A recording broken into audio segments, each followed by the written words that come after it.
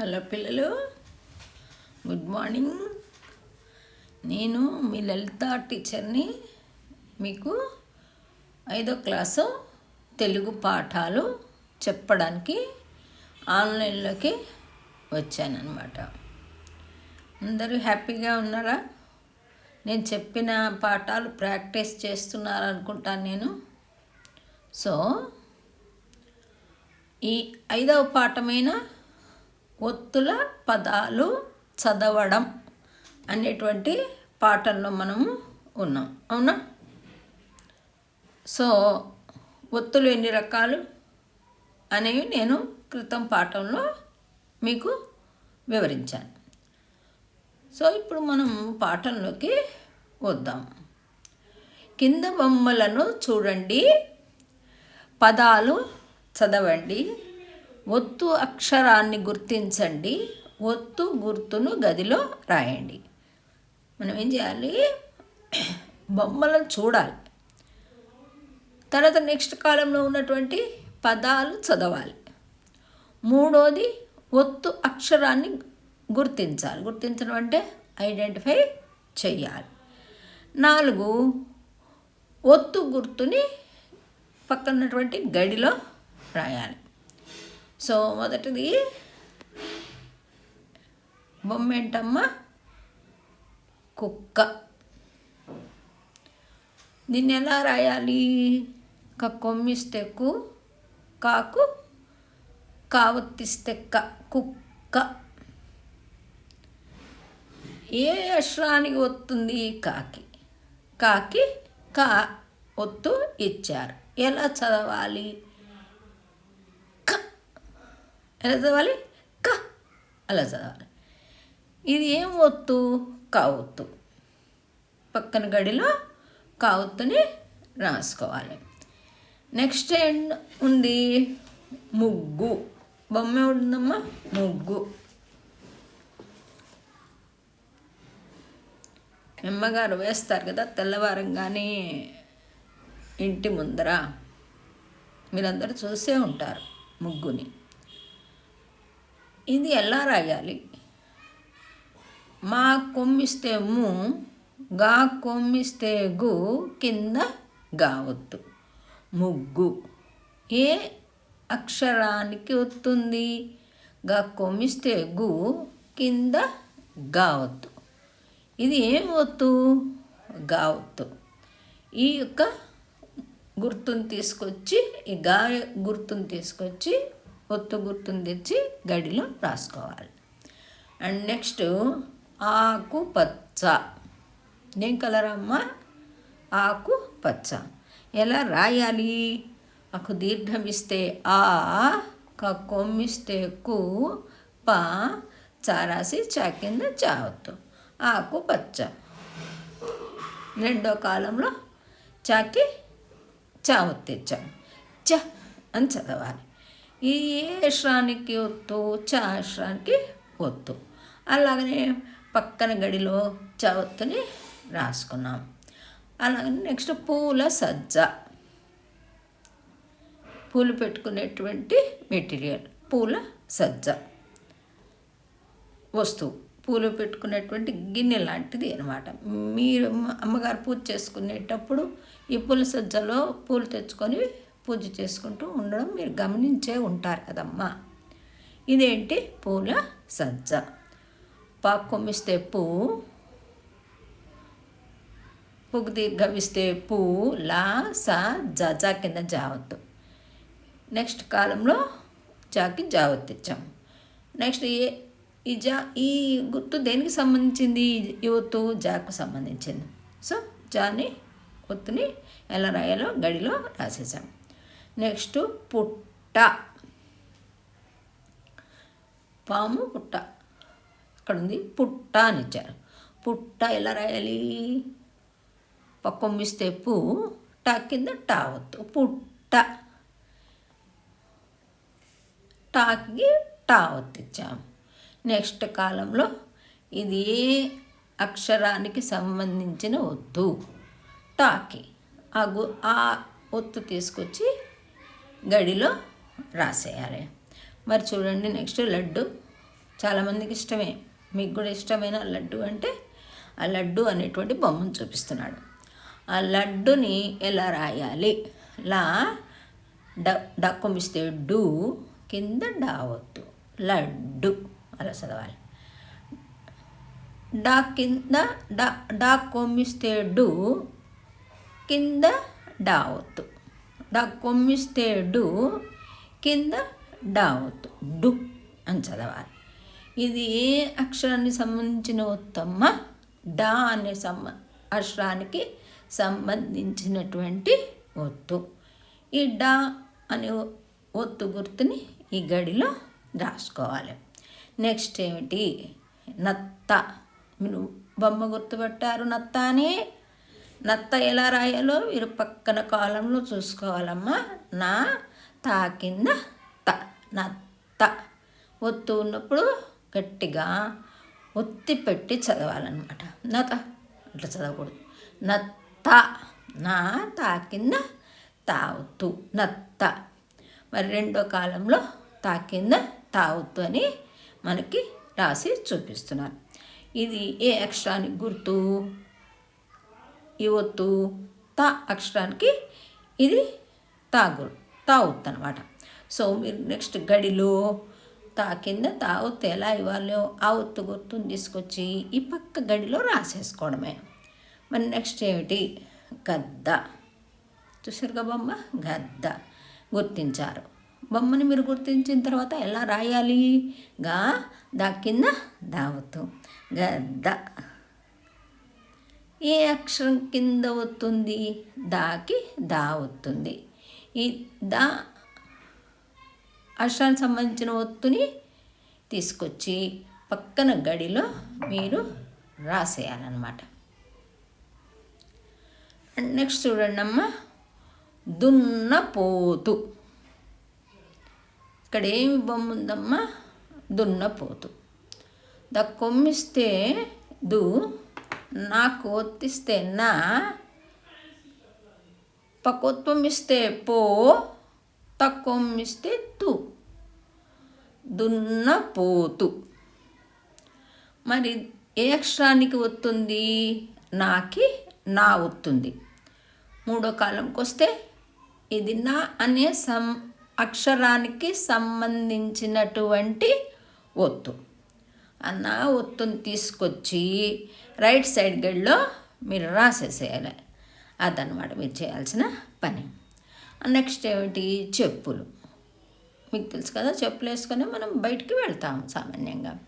మరి చెప్పులు ఎలా రాయాలి? చక్కత్వం ఇస్తే చే, పా కింద పా ఒత్తు, కొమ్ము లా కొమ్ము, చెప్పులు. చక్కత్వం ఇస్తే చే, పా కింద పా ఒత్తు, కొమ్ము లాకు కొమ్మిస్తే లు, చెప్పులు. ఓకే. ఇప్పుడు నెక్స్ట్ ఏ అక్షరానికి ఒత్తు ఉంది? పా అనే అక్షరానికి ఒత్తు ఉంది. అలాగే కొమ్ము కూడా ఉంది. పాకి పా ఒత్తిచ్చి పక్కన కొమ్ము. ఇది ఏ అక్షరానికి సంబంధించినటువంటి ఒత్తమ్మ? పా అనే అక్షరానికి సంబంధించినటువంటి ఒత్తు. ఈ పా అనే ఒత్తుని తీసుకొచ్చి రైట్ సైడ్ ఉన్నటువంటి గడిలో రాసేయాలి. నెక్స్ట్ సబ్బు. మనం స్నానం చేసుకునేటప్పుడు వాడే సబ్బుని చూపిస్తున్నారు. మరి ఇది ఎలా రాయాలి? సా బా కొమ్మిస్తే బు, కింద బా ఒత్తు, సబ్బు. ఓకే. ఈ బా కొమ్మిచ్చిస్తే బు, కింద బా ఒత్తు, ఈ అక్షరాన్ని ఒత్తున్న అక్షరాన్ని చూపిస్తున్నారు. సబ్బు, బు. మూడో కాలంలో ఇది బాకు సంబంధించినటువంటి ఒత్తు, పక్కన గడిలో బా రాయాలి. నెక్స్ట్ చూడండి అమ్మ, ఇది ఏమి బొమ్మ? బతుకమ్మ.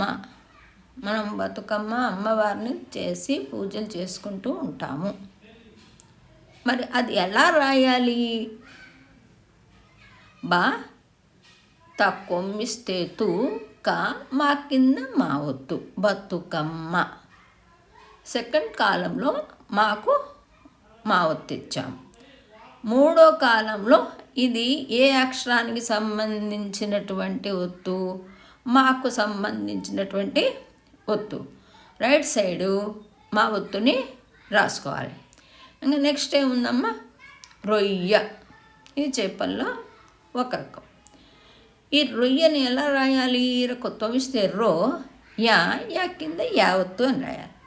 సో రెండో కాలంలో యాకి యావత్తు ఇచ్చి చూపిస్తున్నాం. ఎలా రాయాలంటే స్పష్టంగా యాకి యావత్తు ఇలా ఇవ్వాలంటున్నాం. మరి మూడో కాలంలో ఏముంది? యా. ఇది యా అనే అక్షరానికి సంబంధించినటువంటి ఒత్తు. సో ఆ గుర్తుని తీసుకొచ్చి ఒత్తు గుర్తుని తీసుకొచ్చి రైట్ సైడ్ గడిలో రాసేయడమే. నేను రాసి చూపించాను చూడండి. అలాగా ఈ గళ్ళని ఫిల్ చేయాలన్నమాట. ఇప్పుడు విసన కర్ర. మీకు బొమ్మ చూస్తే ఏం అర్థమవుతుందమ్మా? విసన కర్ర. మరి ఎలా రాయాలి? వగుడిస్తే విసన కర్రకి క్రావడిస్తే విసన కర్ర. మాకు ఇది వరకు కరెంటు సరిగా లేని అప్పుడు మేము విసన కర్రలు ఎండాకాలంలో బాగా వాడేవాళ్ళం. మరి ఇప్పుడు మనకి ఈ వాడకం కొద్దిగా తగ్గింది. మీ బామ్మగారు ఉంటే మీ బామ్మగారు విసనకర్రల గురించి బాగా చెప్పగలరు. ఎందుకంటే మా కాలంలో మేము విసనకర్ర వాడేవాళ్ళం. మా అమ్మగారు అలా వాడేవాళ్ళం విసనకర్ర. అందుకని విసనకర్ర అనేది మనం రాయటం నేర్చుకుంటే చాలా బాగుంటుంది. వగుడిస్తే విసనకర్ర కింద క్రావడి విసనకర్ర. రాకి క్రావడిస్తే రా.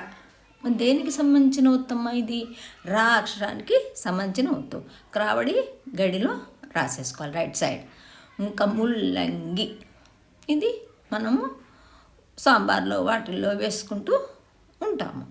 ముల్లంగిని ఎలా రాయాలి? మా కొమ్మిస్తే ము, లా కింద లా ఒత్తు. సున్నా గి, గాకి గుడిస్తే గి, ముల్లంగి అలా చదవాలి. ఇది ఏం ఒత్తు? లాకి లా ఒత్తు. లా అనే అక్షరానికి సంబంధించిన ఒత్తు ఇది. సో ఈ లా అనే అక్షరం గుర్తుని ఒత్తు గుర్తుని తీసుకొచ్చి రైట్ సైడ్ గడిలో రాసేసుకోవాలి. నెక్స్ట్ పువ్వు. మీరందరూ పువ్వుని చూసే ఉంటారు. కొమ్మిస్తే పు, కొమ్మిస్తే ఊ, దాని కింద వా ఒత్తు పువ్వు. నెక్స్ట్ దీన్ని ఏ అక్షరానికి ఒత్తుంది? కొమ్మిస్తే ఊ, కింద వా ఒత్తు ఊ అని చదవాలి. ఇది ఏ అక్షరానికి సంబంధించిన ఒత్తమ్మ? వా అనే అక్షరానికి సంబంధించినటువంటి ఒత్తు. ఈ వా ఒత్తుని ఆ గడిలో రైట్ సైడ్ రాసేసుకోండి. ధనస్సు. దాకి ఒత్తిస్తే ధ, నాకు కొమ్మిస్తే ను, సా కొమ్మిస్తే సు, కింద సా ఒత్తు ధనుస్సు.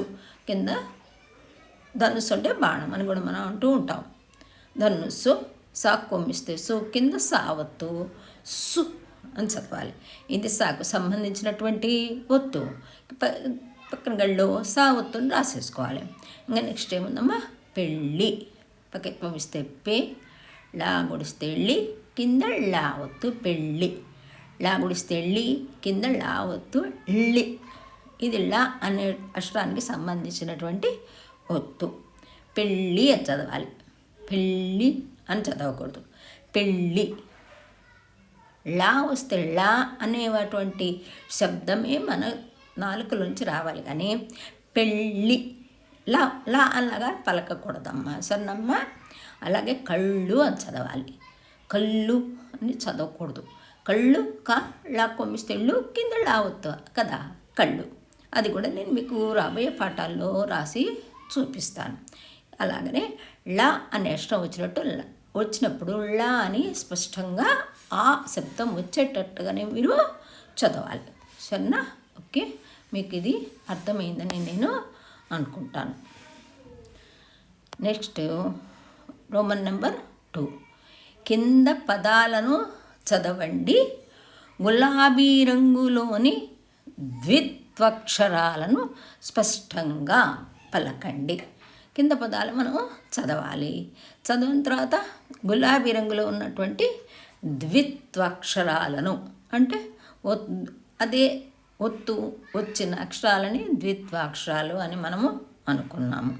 సో ఆ ద్విత్వాక్షరాలని స్పష్టంగా అంటే క్లియర్గా పలకాలన్నమాట. సో నేను మీకు చదివి ఒకసారి ఎలా చదవాలి అనేది నేను మీకు చదివి చూపిస్తాను. ఓకేనమ్మా? నేను చెప్పే పాఠం మీకు అర్థమవుతుంది అనుకుంటున్నాను. మీకు ఈ పాఠం చెప్పే విధానం మీకు నచ్చి మీకు అర్థం అవుతుంటే లైక్ చేసుకోండి, షేర్ చేసుకోండి, సబ్స్క్రైబ్ చేసుకోండి. సరేనమ్మా, ఇంతవరకు సబ్స్క్రైబ్ చేసుకున్న వాళ్ళందరికీ నా థ్యాంక్స్. ఓకేనా? Thank you. మళ్ళీ పాఠంలోకి వెళ్దాము. ఫస్ట్ పదం అమ్మ. ఆ రాసి మా ఒత్తు అమ్మ. అలాగనే అయ్య. ఆ యాకు యా ఒత్తు య అయ్య. ఎలా చదవాలనేది నేను మీకు చెప్తున్నాను అనమాట. ఇలా చదువుకున్నారనుకోండి, మీరు ప్రారంభంలోనే మంచిగా చదవడం నేర్చుకుంటే తర్వాత తెలుగు మీకు ఈజీ అవుతుంది. సరేనమ్మ. అన్న.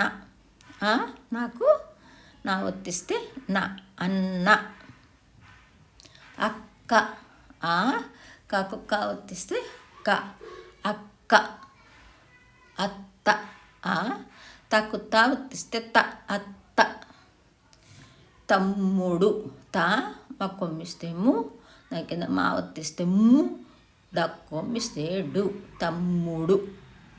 చిన్నాన్న. చగుడిస్తే చి, నాకు దీర్ఘమిస్తే నా కింద నా ఒత్తు చిన్నా నా రాసి నా ఒత్తిస్తే చిన్నాన్న.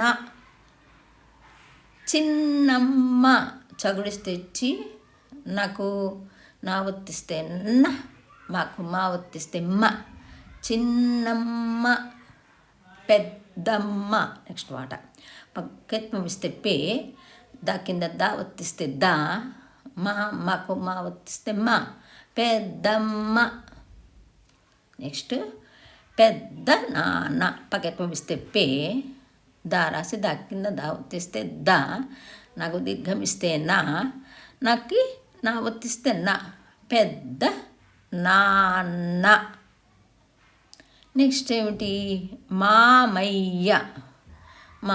మాకు దీర్ఘమిస్తే మా యా కింద యావత్తు మామయ్య. వీళ్ళందరూ మనకి చాలా ఇష్టమైన వాళ్ళు. వీళ్ళతో మీరు మాట్లాడేటప్పుడు, వీళ్ళని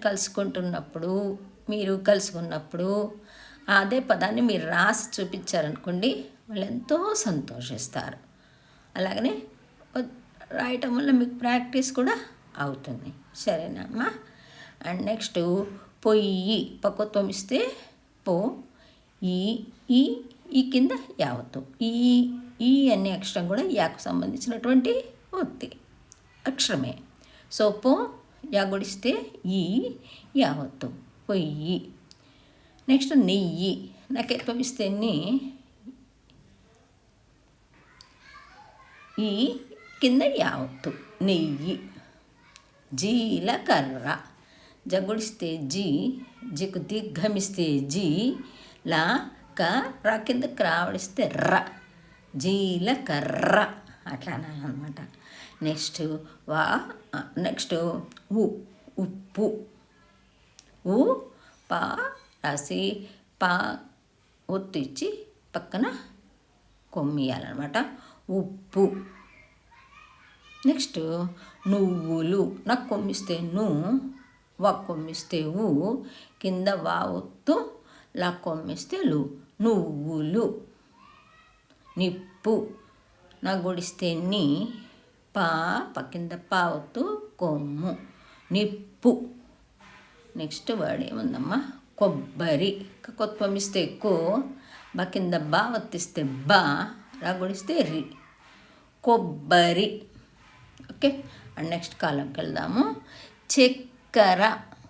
చక్కెరతో ఇస్తే చే, కింద క ఒత్తిస్తే క రా చక్కెర. నెక్స్ట్ బెల్లం. బకెత్వం ఇస్తే బే, లా కింద లా ఒత్తు బెల్ల సున్న బెల్లం. నెక్స్ట్ సున్నం.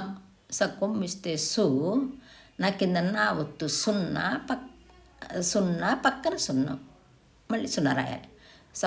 సక్కుం ఇస్తే సు, నా, నా కింద నా ఒత్తు సున్నా రాస్తే సున్నం. తర్వాత అన్నం, ఆ రాసి నా, నా కింద నా ఒత్తు సున్నా, అన్నం.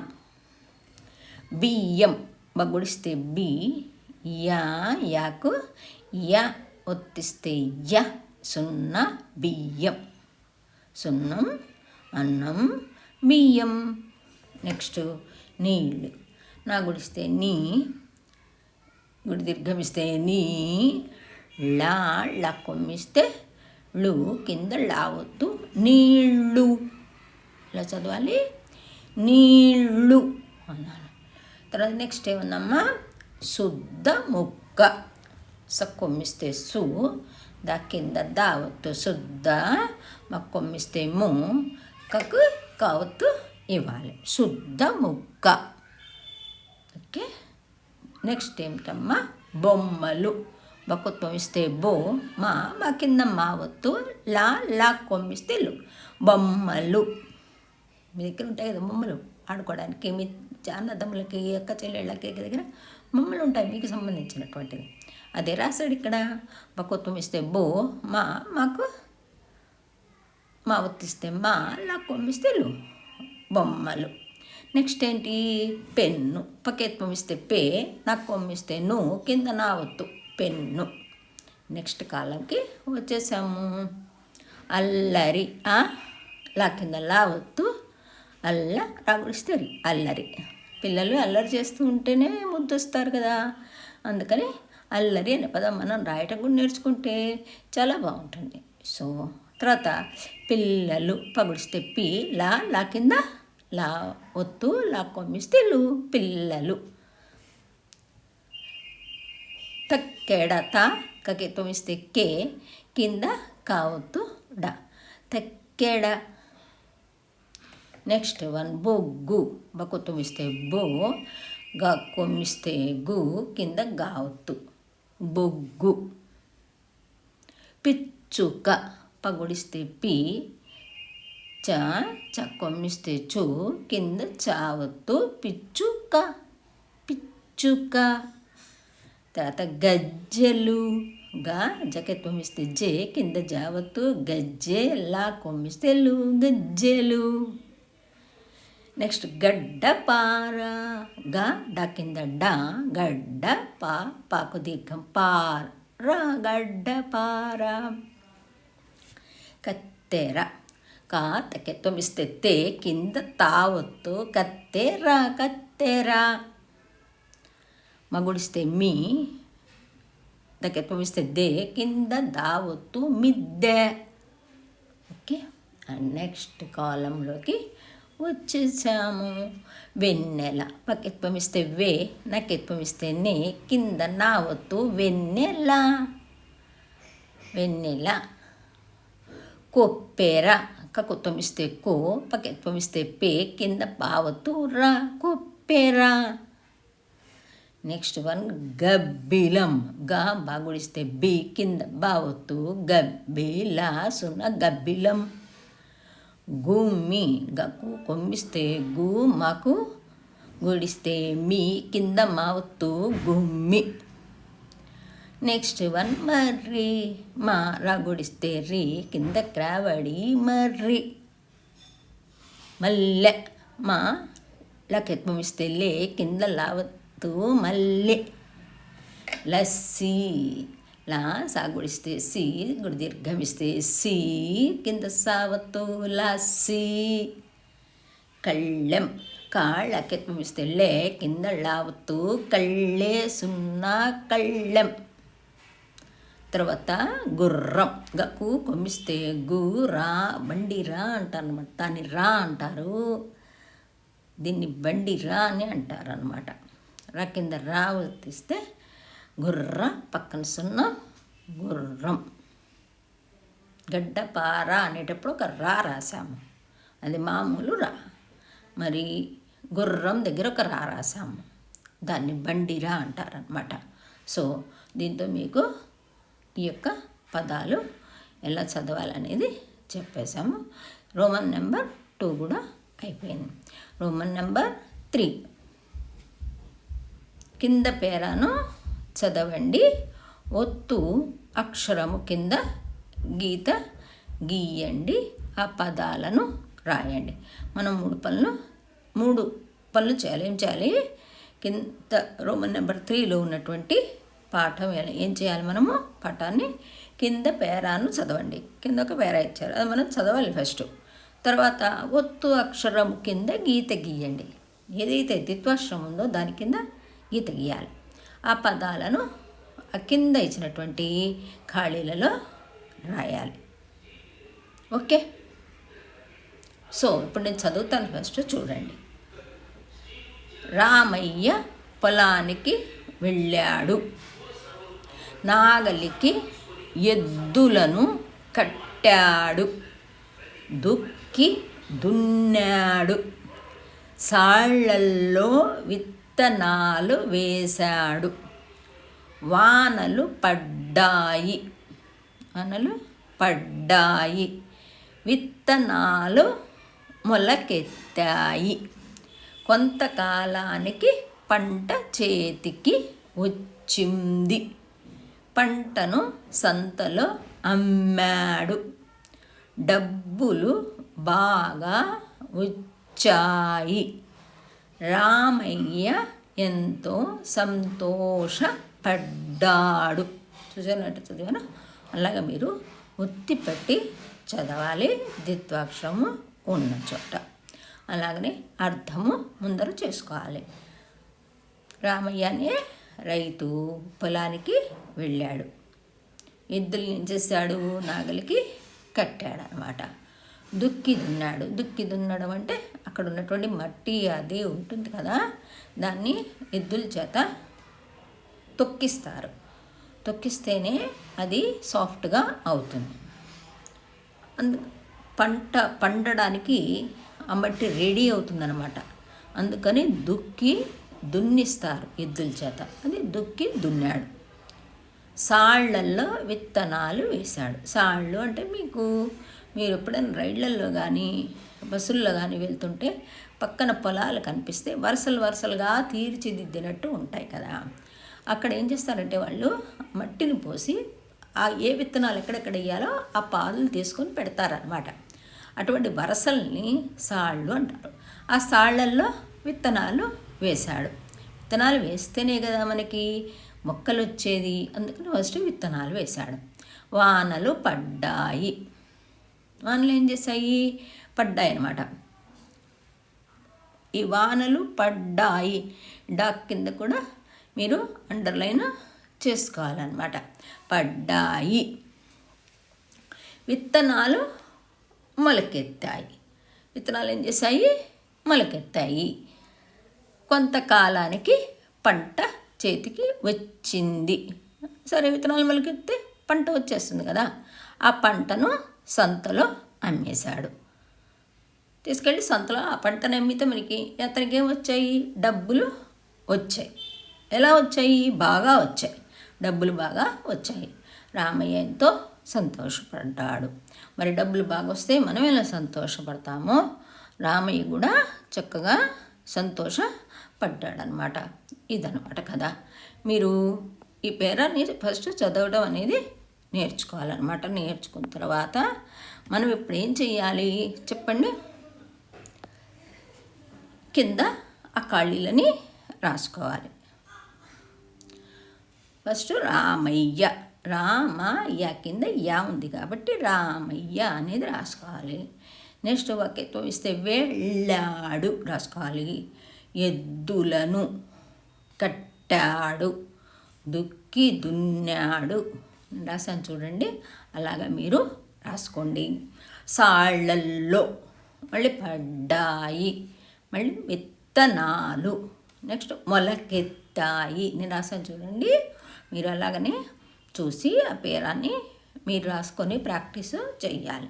వచ్చింది, అమ్మాడు, డబ్బులు వచ్చాయి, రామయ్య సంతోషపడ్డాడు. ఇలా అన్నమాట. దీంతో మనకి రోమన్ నెంబర్ 3 కూడా అయిపోయింది. సో నెక్స్ట్ ఏమిటమ్మా? రోమన్ నెంబర్ 4 కింద పదాలను చూడండి. గీత గీసిన అక్షరాల మధ్య తేడాను చెప్పండి. ఆ అక్షరాలని స్పష్టంగా పలకండి. సో మనకి కింద పదాలను చూడమంటున్నాడు. గీత గీసిన అక్షరాల మధ్య డిఫరెన్స్ చెప్పమంటున్నాడు. అక్షరాలని స్పష్టంగా పలకండి. స్పష్టంగా అంటే మీకు ఆల్రెడీ చెప్పాను, క్లియర్. మనం ఇంతవరకు ద్విత్వాక్షరం అని నేర్చుకున్నాం. అంటే హల్లుకి అదే కింద అదే ఒత్తు వస్తే దాన్ని ద్విత్వాక్షరము. మరి సంయుక్త అక్షరము అంటే ఏమిటి? సంయుక్త అక్షరం అంటే కలిసి ఉన్న అక్షరములు, కంబైండ్ అనమాట. సంయుక్త అక్షరములు అంటారు. అంటే ఏంటండి అని మీరు అడిగారు అనుకోండి. అప్పుడు ఒక హల్లుతో మరొక హల్లు వచ్చి చేరడాన్ని సంయుక్త అక్షరము అని అంటారు. ఉదాహరణ ఇచ్చాను చూడండి. చేర్చ, చా రాసి రా కింద చా ఒత్తు వచ్చింది. రా అనేది ఒక హల్లు, చా అనేది ఇంకొక హల్లు. కానీ ఇక్కడ ఏమైంది? చాకి చా రాసాము, చా పక్కన ఏమి రాసాము? రా రాసాము. దీనికి ఏమి అక్షరానికి సంబంధించినటువంటి ఒత్తు వచ్చి చేరింది? చాకి సంబంధించింది. చూసారా? రెండు డిఫరెంట్ అక్షరాలు. రా ఒకటి, చా అనే గుర్తు వేరే అక్షరానికి సంబంధించింది. చర్చ. భార్య చూడండి, భగదీర్ఘం ఇస్తే భా, రా, దానికి యావత్తు వచ్చి చేరింది. రాకి యావత్తు వచ్చి చేరింది. దీన్ని సంయుక్త అక్షరం అంటారు, భార్య. నిద్ర నా గుడిస్తే నీ, దా, రావత్తు వచ్చి దాకి రావడొచ్చి చేరింది. నిద్ర. దీన్ని సంయుక్త అక్షరము అని అంటారనమాట. సో ఇది మీకు అర్థమైందని అనుకుంటాను. సో ఇప్పుడు మళ్ళీ మనము పాఠంలోనికి వచ్చేద్దాము. ఇక్కడ కింద పదాలను చూడండి. అంటున్నాడు కదా, ఆ కింద గీసిన అక్షరాల మధ్య తేడాను చెప్పండి. ఆ అక్షరాలను స్పష్టంగా పలుకండి అని చెప్తున్నాడు. ఇప్పుడు ముక్క, మర్కటం. ముక్క అంటే కాకి కా ఒత్తిచ్చాం, ముక్క. మర్కటం, మా రాకి కా ఒత్తిచ్చాము, మర్క టాకు సున్నా పెడితే టా, మర్కటం. మర్కటం అంటే కోతి.